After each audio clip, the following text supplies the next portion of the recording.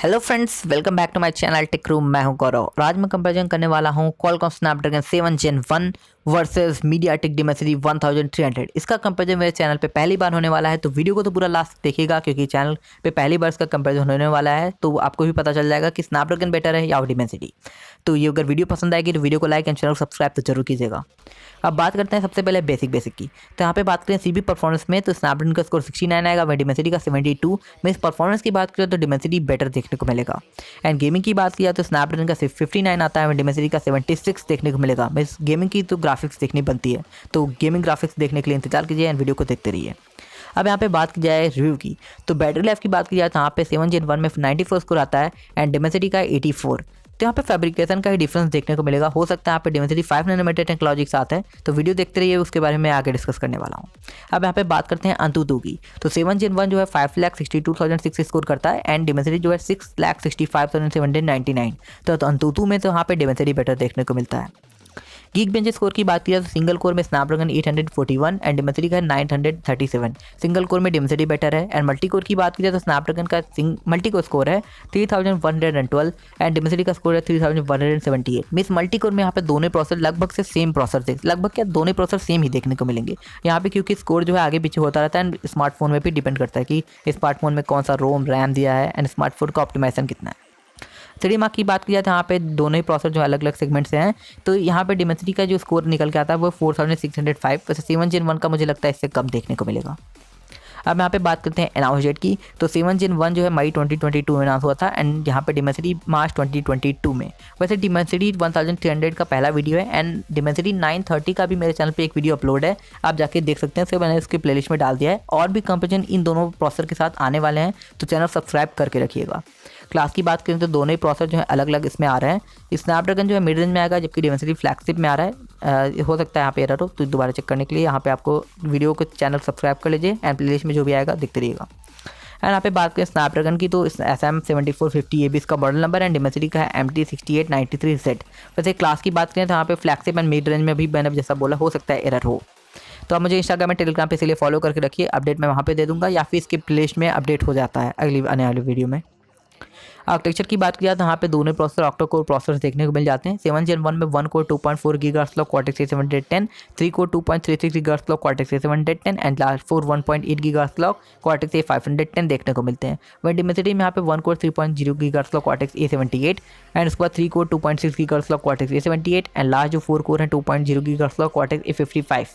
इसी की वजह से यहाँ पे जो परफॉर्मेंस है ज़्यादा डिफरेंस देखने को नहीं मिलती है, दोनों में आपको लगभग से परफॉर्मेंस बेटर ही देखने को मिलेगी।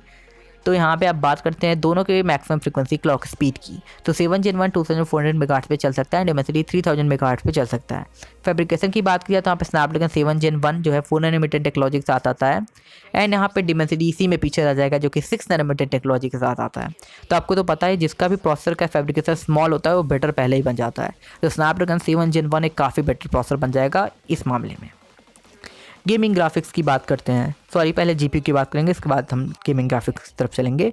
तो यहाँ पे 7 Gen 1 में Adreno 662 मिलेगा, जिसका आर्किटेक्चर Adreno 600 है। यहाँ पे इसके डिमेंसिटी की बात किया तो Mali G77 MP9 मिलेगा, इसका आर्किटेक्चर जो है वॉलहॉल ही है।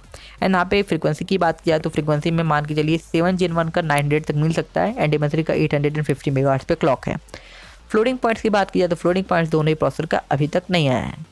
गेमिंग ग्राफिक्स की अब बात करते हैं, तो गेमिंग ग्राफिक्स में Xiaomi CV2 पे मिलेगा 7 Gen 1 एंड यहाँ पे डिमेंसिटी 1300 मिलेगा Vivo V25 Pro पे। तो PUBG मोबाइल के साथ स्टार्ट करें तो मैक्सिमम फ्रेम रेट दोनों में 60 मिल जाता है एंड ग्राफिक्स भी दोनों में सेम मिलेंगे HDR अल्ट्रा।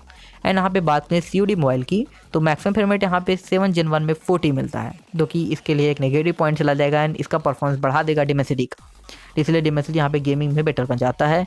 नेक्स्ट यहाँ पे सपोर्ट्स की बात करें गेमिंग ग्राफिक्स सपोर्ट की, तो दोनों processor very high very high game पे चलते हैं, लेकिन यहाँ पे अब डिपेंड करेगा कि कौन सा प्रोसेसर कितना ऑप्टिमाइज और कितनी देर तक इन मैक्सिमम ग्राफिक्स पे चल सकता है। जो जितनी देर तक चलेगा उसके ज़्यादा स्कोर आते हैं।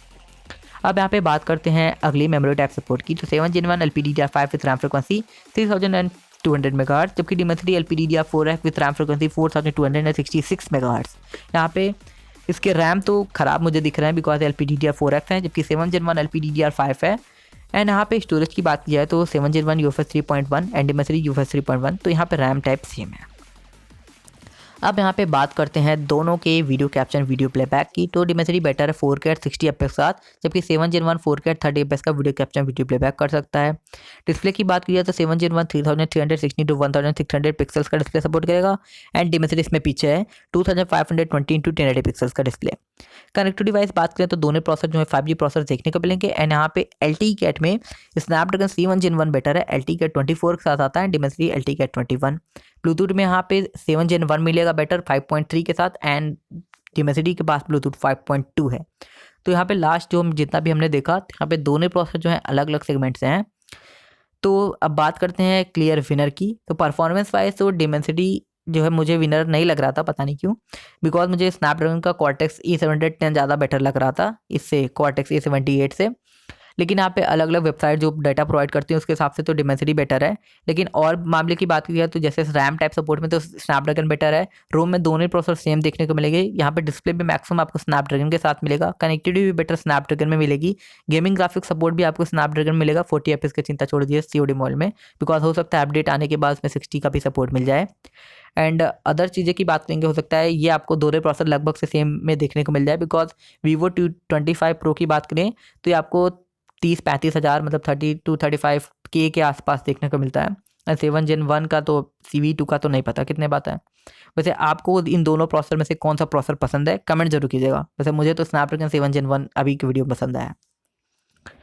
वैसे वीडियो पसंद आए तो वीडियो को लाइक एंड चैनल सब्सक्राइब करना बिल्कुल मत भूलिएगा। Thanks for watching.